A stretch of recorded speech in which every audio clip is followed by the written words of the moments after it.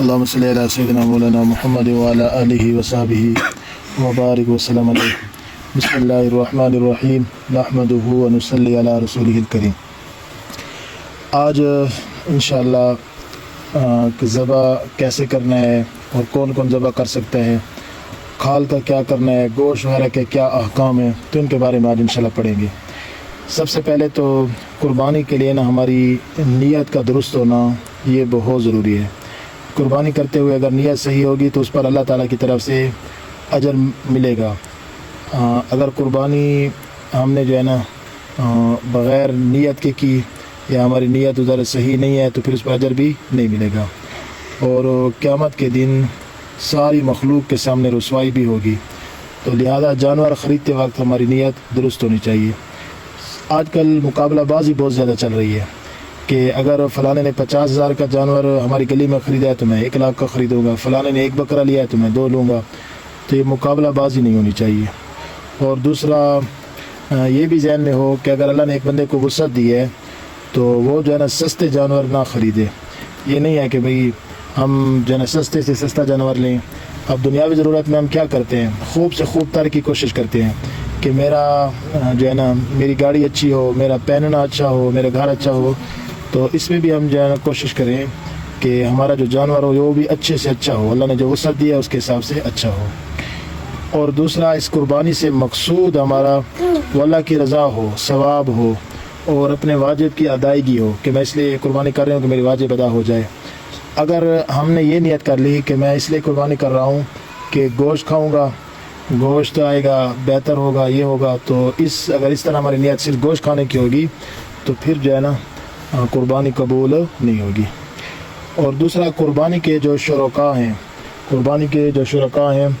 ان سے صراحتاً اجازت لینا یہ بھی ضروری ہے. یعنی بڑے جانور کے اندر ہیں، اپنے یا دوسرے زندہ رشتہ داروں کی طرف سے قربانی کر رہے ہیں تو ان سے اجازت لینا ضروری ہے. بغیر اجازت کے ان کی طرف سے قربانی کر دینے کی صورت میں ان کی واجب قربانی ادا نہیں ہوگی. البتہ اگر بیوی کی طرف سے کر رہا ہے، اس کو بیوی کو پتہ ہے کہ شور ہی نہیں کرنی ہے اور اس سے قبل بھی شور کرتا رہتا ہے، تو پھر صراحتاً اسے اجازت لینے کی ضرورت نہیں ہے. بس اسے خبر کر دینا کافی ہے کہ میں تمہاری جانب سے بھی قربانی کر رہا ہوں. اور دوسرا ہم یہ کریں کہ حلال مال سے جانور خریدیں. جس طرح دیگر معاملات میں حلال مال کے ذریعے سے بھی لین دین ضروری ہوتا ہے، اسی طرح قربانی کا جانور خریدنے کے لیے بھی حلال مال کا ہونا ضروری ہے، ورنہ قربانی درست نہیں ہوگی. مال حرام کی مختلف صورتیں ہو سکتی ہیں. سب سے پہلے کہ سارا مال حرام ہے، مثلا بینک کا ہے، انشورنس ہے، سود ہے، جوا ہے، چوری کا پیسہ ہے، سارے کا سارا حرام ہے. ایک تو یہ صورت ہے. دوسرا حلال اور حرام مخلوط ہے، ملا ہوا ہے، لیکن حرام غالب ہے، اس پر حرام زیادہ ہے. تو ایسے حضرات سے رقم نہ اپنے لیے جانور خریدے اور نہ ہی کسی اور بڑے جانور میں ان لوگوں کو شریک کریں. اگر یہ لوگ شریک ہو گئے تو سب کی قربانی نہیں ہوگی. تو ایسے افراد کو چاہیے کہ کہیں سے بھی بطور قرض وغیرہ حلال مال حاصل کر کے وہ قربانی میں حصہ لیں تاکہ ان کی بھی قربانی ہو اور دوسرے لوگوں کی بھی قربانی ہو. اگر حلال و حرام مخلوط نہیں ہے بلکہ حلال کی رقم علیحدہ ہے اور حرام کی رقم علیحدہ ہے، تو جو حلال کی رقم ہے اگر اس نے علیحدہ رکھی ہوئی ہے اور اس سے وہ جانور خریدتا ہے یا اجتماعی قربانی میں حصہ لیتا ہے، انہی پیسوں سے رقم ادا کرتا ہے، تو پھر اس کی قربانی ہو جائے گی. اور اگر آپ کسی ادارے کے ساتھ کے تحت قربانی کر رہے ہیں تو اس بات کا اطمینان کر لینا ضروری ہے کہ وہ ادارہ بھی ایسا نہ ہو کہ ہر آدمی کو وہ شریک کر رہا ہو، وہ ادارہ ہر آدمی کو شریک کر رہا ہو، حلال حرام کی تمیز وہ نہ کرتا ہو. تو اس میں بھی یہ چیز دیکھنی چاہیے کہ وہ ادارہ کہیں جانچے بغیر، پرکھے بغیر، اور سود والوں کو، جوئے والوں کو، ڈاکہ اور چوری کرنے والوں کی رقم بھی اجتماعی قربانی میں اگر وہ ملا رہا ہے تو پھر وہ سب کی قربانی نہیں ہوگی. تو اس لیے ان چیزوں کا بھی خیال کر لینا چاہیے کہ جب اجتماعی قربانی میں آدمی حصہ لے تو ان چیزوں کا خاص خیال کرے، پوچھ لے، اس میں ایسا بندہ نہ ہو جس کی وجہ سے سب کی قربانی کا مسئلہ بنے. اس کے بعد ہے کہ قربانی کے جانور کو پہلے سے پالنا. آج کل جو موجودہ دور ہے اس میں جانور کو پہلے سے خرید کر پالنے کا رجحان یہ تقریباً ختم ہوتا جا رہا ہے. حالانکہ شریعت کو یہ مطلوب ہے کہ آدمی پہلے سے جانور لے کر پالا جائے، اس کی دیکھ بھال کی جائے تاکہ طبیعتیں اس سے مانوس ہو جائیں. حتیٰ کہ جب اس کو ذبح کیا جانے لگے تو دل پر چھریاں چلتی محسوس ہوں، تو ایسی قربانی کا جو اثر یا اجر ہوگا وہ دوسری کا نہیں۔ ٹھیک ہے، آج کل مصروف زندگی ہے، شہروں کا ماحول ہے، جگہوں کی تنگی یا وقت کی قلت اس کی اجازت نہیں دیتی، لیکن جس قدر یہ چیز ممکن ہو ہمیں اس کو اختیار کرنا چاہیے۔ اگر مجبوری کی بنا پر ہم پہلے سے نہیں لے سکتے جانور، تو دل کے اندر یہ جذبہ ہونا چاہیے کہ کاش میرے پاس بڑی جگہ ہوتی اور میں ہو سکتا تو میں قربانی لیتا۔ یہ نیت نہیں ہونی چاہیے کہ بس آخری دن لیں گے، یہ بڑا رپھڑ ہے اور بڑی مشکل ہے اس کی کرنا، اس کا خیال کرنا، تو اس طرح جذبہ نہیں ہونا چاہیے، بلکہ اللہ کے اپنا عذر پیش کرے کہ یا اللہ میں تو ارادہ تو تھا، میری نیت بھی ہے، لیکن کیا کروں، میرا گھر چھوٹا ہے، ہم حضور میں نہیں رکھ سکتے، وہ جگہ چھوٹی ہے، کوئی گھاس لانے والا نہیں ہے، تو یہ عذر کر کے اگر ہم کریں گے تو امید ہے ہماری پکڑ نہیں ہوگی۔ تو اس لیے جانور کو پہلے سے رکھنا چاہیے، اس کی خدمت کرنی چاہیے، اللہ کی بارگاہ میں ہم نے اس کو پیش کرنا ہے۔ اچھا، ذبح کرنے کا وقت وہ کون سا ہے؟ تو قربانی کا وقت 10 ذی الحجہ کی صبح سے لے کر 12 ذی الحجہ کی مغرب تک ہے، یعنی غروب آفتاب تک ہے۔ دیہات میں فجر کے فوراً بعد اور شہروں میں سب سے پہلے ہو جانے والی عید کی نماز کے بعد 10 ذی الحجہ کو قربانی کرنے کا وقت شروع ہو جاتا ہے۔ اچھا، ذبح کرنے والا کون ہو؟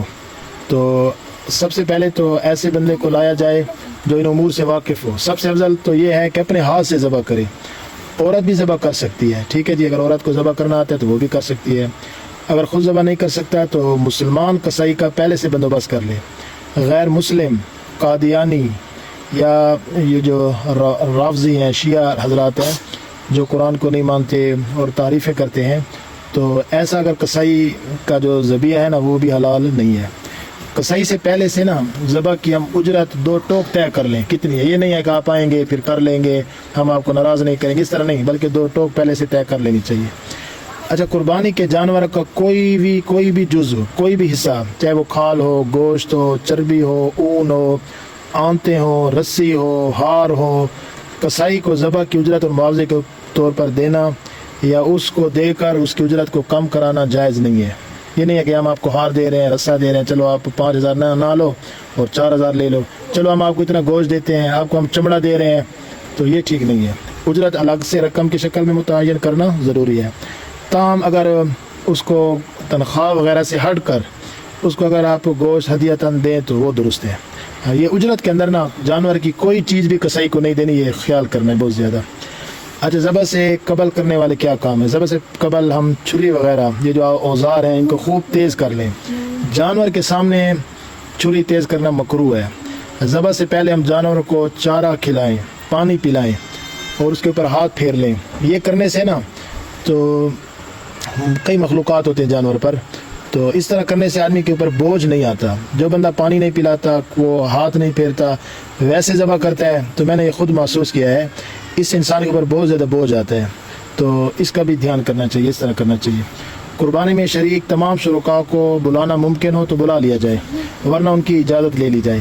اگر شرکاء میں عورتیں ہیں تو وہ بھی اس وقت اس جگہ حاضر ہونا چاہیں تو وہ بھی ہو سکتی ہیں، لیکن پردے کا ضرور اہتمام کرنا چاہیے، پردہ ضروری ہے۔ قصائی سے شرعی طریقے سے ذبح کا مذاکرہ بھی کر لیا جائے، ٹھیک ہے، ایسا نہ اس کو پتہ بھی نہ ہو، غلط طریقے سے ذبح کرے، تو یہ بھی ضروری ہے۔ ذبح کرنے کے وقت کے کیا کام ہے؟ ایک جانور کو دوسرے جانور کے سامنے ذبح نہیں کرنا چاہیے، اور جانور کو گھسیٹ کر کھینچ کر لانا مکروہ ہے۔ اچھا، ذبح کے وقت لوگ تصاویر بنا رہے ہوتے ہیں، مووی بنا رہے ہوتے ہیں، تو یہ عبادت کے ساتھ کھیلنے کے مترادف ہے، تو اس سے ہم بچیں۔ شرکاء کا جانور ذبح ہونے کی جگہ موجود رہنا یا ان کے نام پکارنا ضروری نہیں ہے۔ یہ نہیں ہے کہ وہ لازم ادھر آئیں یا ان کا نام پکارا جائے کہ فلانا فلانا، نہیں، ہاں، بلکہ جو چھری چلانے والا ہے وہ سب کی طرف سے نیت کر لے کہ یہ سب کی طرف سے ہو رہا ہے، اور جانور کا بھی اور ذبح کرنے والا کا بھی حتی الوسع ہم کوشش کریں کہ جانور کا رخ بھی قبلہ کی طرف ہو، اور جو بندے ادھر کھڑے ہیں جو قربانی میں حصہ لینے والے ہیں ان کا رخ بھی قبلہ کی طرف ہو۔ یہ مسنون ہے، بلا عذر اس عمل کو چھوڑنا مکروہ ہے، اس کو ایسے نہیں چھوڑنا چاہیے، کوشش کرنی چاہیے جتنا ہو سکے۔ ذبح کرنے کا طریقہ کہ ذبح کرنے والا دل میں نیت کر لے کہ میں اپنی طرف سے یا اپنے اور تمام شرکاء کی طرف سے قربانی کرتا ہوں، پھر بسم اللہ اللہ اکبر کہہ کر بغیر تاخیر کے تیز چھری کے ساتھ تھوڑی کے نیچے جو ہڈی ابری ہوئی ہوتی ہے اس سے متصل نیچے یعنی سینے سے تھوڑا اوپر تیزی اور قوت سے اس طرح گلے کو کاٹے کہ 4 رگ کٹ جائیں. ایک نرخہ یعنی سانس والی ہوتی ہے وہ نالی ہوتی ہے, خوراک والی ہوتی ہے, اور 2 موٹی شارگیں ہوتی ہیں. جب وہ کٹتی ہیں تو خون آنا شروع ہو جاتے ہیں. تو یہ 4 رگیں جو ہے نا, اگر ان 4 رگوں میں سے 3 بھی کٹ گئی تو حلال ہو جائے گا. اگر 2 کٹی ہیں تو جانور حلال نہیں ہوگا. اور اگر اس وقت کوئی شخص تکبیر کہنا بھول گیا یعنی بسم اللہ اللہ اکبر کہنا بھول گیا تو یہ ذبیحہ حلال ہے. اور جان بوجھ کر تکبیر کو چھوڑ دیا تو یہ پھر حلال نہیں ہوگی. نہیں پڑھ رہا, جان بوجھ کر نہیں پڑھتا, بس بسم اللہ اللہ اکبر نہیں پڑھتا تو پھر یہ حلال نہیں ہوگی. اب ذبح کرنے کے بعد کے کون سے کام ہیں؟ جب تک جانور ٹھنڈا نہ ہو جائے تو اس کی کھال اتارنا یا کوئی عضو کاٹنا یہ جائز نہیں ہے. کھال اتارتے ہوئے اس کو خراب ہونے سے بچایا جائے. یہ نہیں کہ ہمارے کام تو نہیں آتی, بس اس کے جس طرح بھی ہوتا رہے اس کو جو ہے نا کرتے رہو, اس طرح نہیں کرنا چاہیے. ٹھیک ہے جی, تو اس کا جو ہے نا خیال کرنا چاہیے. کھال کو صحیح سے اتارنا چاہیے, لاپرواہی اس میں نہیں کرنی چاہیے. اور جب کھال اتر جائے تو شرکاء کے مشورے سے اجازت سے فوراً کسی مدرسہ میں جو ہے نا بھیج دینی چاہیے. ایسا نہ ہو کہ وہ پڑی خراب ہو جائے. کھال آدمی خود بھی استعمال کر سکتے ہیں, چاہے دمبے کی ہو, بکری کو, بڑے جانور کی ہو. کسی کو ہدیہ بھی دے سکتے ہیں, کسی فقیر کو, مسکین کو دے سکتے ہیں. فروخت کر کے اس کی رقم مستحق کے زکوٰۃ کو بھی دے سکتے ہیں. اگر اپنے استعمال میں لاتا ہے تو اس سے مصلی بھی بنا سکتا ہے, دسترخوان بھی بنا سکتا ہے, جیکٹ بنائے, بستر بنائے. لیکن یہ اشیاء کرائے پر نہیں دے سکتا. یہ نہ ان کو بنا کر کرایہ پر دے. اگر ان کا کرایہ لے گا تو اس کو صدقہ کرنا ضروری ہوگا. ہماری ایک رشتہ دار تھی تو اس نے یہ مصلی بنایا ہوا تھا. جب بھی اس کے گھر جاتے تو بڑا زبردست اس نے مصلی بنایا ہوا ہوتا تھا اور اس پر نماز پڑھتی تھی. تو یہ آدمی کر سکتے ہیں, اپنے استعمال میں لا سکتے ہیں. کھال کو بطور زکوٰۃ نہیں دے سکتی. یہ نہیں ہے کہ میرے اوپر 1 لاکھ زکوٰۃ ہے تو 5,000 میں اس میں سے زکوٰۃ کا دے رہا ہوں, تو یہ جو ہے نا نہیں کر سکتی. ہدیتاً کسی بھی امیر کو بھی دے سکتے ہیں, غریب کو بھی, سید کو بھی, غیر سید کو بھی, امام کو بھی, مؤذن کو بھی, آپ سب کو دے سکتے ہیں, ہدیتاً دے سکتے ہیں. کھال کسی ایسے اسپتال یا رفائی ادارے وغیرہ میں دینا جہاں صحیح مصرف پر استعمال ہوتی ہے تو درست ہے. اگر صحیح مصرف پر استعمال نہیں ہوتی تو پھر درست نہیں ہے. اب گوشت کے کیا حکام ہیں؟ تو گوشت کے 3 حصے بنانا مستحب ہے. اگر سارا خود استعمال کر لے تو بھی گناہ نہیں ہے, یہ بھی جائز ہے, لیکن 3 حصے اگر بنا لے تو یہ مستحب ہے. اچھا, قربانی کا گوشت غیر مسلم کو بھی آپ دیکھ سکتے ہیں, مثلا عیسائی ہے, یہودی ہے, سکھ ہے, ہندو ہے, ان کو دینا بھی جائز ہے. البتہ قادیانی اور رافضی جو شیعہ حضرات ہیں, یہ کسی منکر قرآن جو قرآن کو نہیں مانتا, حدیث کو نہیں مانتا, تو اس کو دینا جائز نہیں ہے. اس کے علاوہ غیر مسلم کو دے سکتے ہیں. اگر بڑے جانور میں 1 سے زیادہ حصے دار شریک ہوں تو وزن کر کے برابر حصوں میں تقسیم کرنا ضروری ہے. کانٹا جو ہے نا, یہ ترازو, یہ تقسیم کرنا ضروری ہے. کمی بیشی کرنا جائز نہیں ہے, اندازے سے تقسیم نہیں کرنی چاہیے.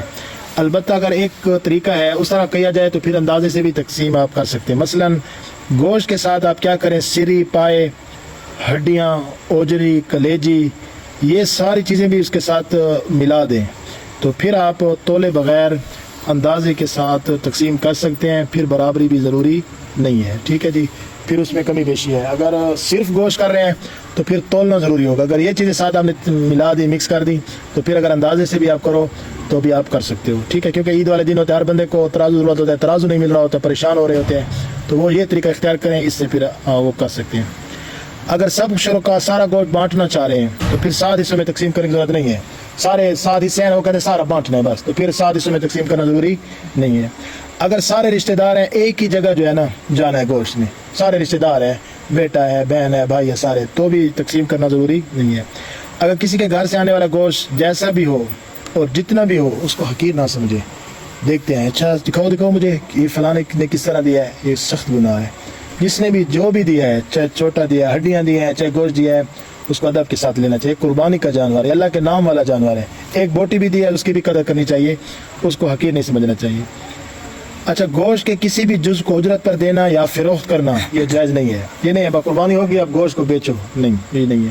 اگر غلطی سے فروخت بھی کر دیا تو اتنی قیمت پھر صدقہ کرنا لازم ہوگا. جانور کے کون سے اعضاء کھانا جائز نہیں ہے؟ تو 7 چیزیں ہیں, یہ حدیث میں ہے. بیتا و خون, جب پہلے خون نکلتا ہے وہ حرام ہے. نر کی پیشاب گاہ حرام ہے. خصیتین, کپورے حرام ہے. مادہ کی پیشاب گاہ حرام ہے. غدود وہ حرام ہے. مسانہ وہ بھی حرام ہے. پتا بھی حرام ہے. اچھا, مغز حرام, مغز اوجری ہے, کھال ہے, گردے ہیں, زبان ہے, تلی وغیرہ, یہ ساری چیزیں کھانا جائز ہے. بعض لوگ ان کو بھی حرام کہہ رہے ہوتے ہیں، یہ نہیں ہے. حدیث میں واضح طور پر 7 چیزوں کو حرام کہا گیا ہے، ان چیزوں کو حرام نہیں کہا گیا. ٹھیک ہے، حرام یہ مغز حرام، مغز، اوجری، کھال، گردے، زبان، تلی، یہ ساری چیزیں جائز ہے، کھا سکتے ہیں. چربی کا کیا حکم ہے؟ اب قربانی کے جانور میں سے نکلنے والی چربی بھی کا حکم بھی گوشت والا ہے. ٹھیک ہے، اس کو بھی آپ فروخت نہیں کر سکتی، خود استعمال جو ہے نا وہ کر سکتے ہیں، اور اگر کسی مستحق کو بطور ملکیت دے دیں وہ بھی کر سکتے ہیں. فروخت کر کے اگر اس کی قیمت مدرسہ میں دیں تو بھی ٹھیک ہے. ٹھیک ہے، اس طرح بھی کر سکتے ہیں. اچھا، جب جانور کو قبلہ رخ لٹائیں تو یہ دعا پڑھیں: انی وجہت وجہی للذی فطر السماوات والارض حنیفا وما انا من المشرکین ان صلاتی ونسکی ومحیای ومماتی للہ رب العالمین لا شریک لہ وبذلک امرت وانا اول المسلمین. یہ میں انشاءاللہ گروپ کے اندر بھیجوں گا، تو یہ پڑھنی چاہیے. جب جانور پر چھری پھیرنے لگے تو یہ دعا پڑھیں: بسم اللہ اللہ اکبر، بسم اللہ واللہ اکبر بھی پڑھ سکتے ہیں. ٹھیک ہے، اور جب جانور ذبح کر لیں تو پھر یہ دعا پڑھنی: اللہم تقبلہ منی کما تقبلت من حبیبک محمد و خلیلک ابراہیم علیہ الصلوۃ والسلام. تو یہ آج چند جو ہے نا چیزیں قربانی کے متعلق بیان کی ہیں. اللہ تعالیٰ ہمیں عمل کی توفیق عطا فرمائے. اللہ تعالیٰ سب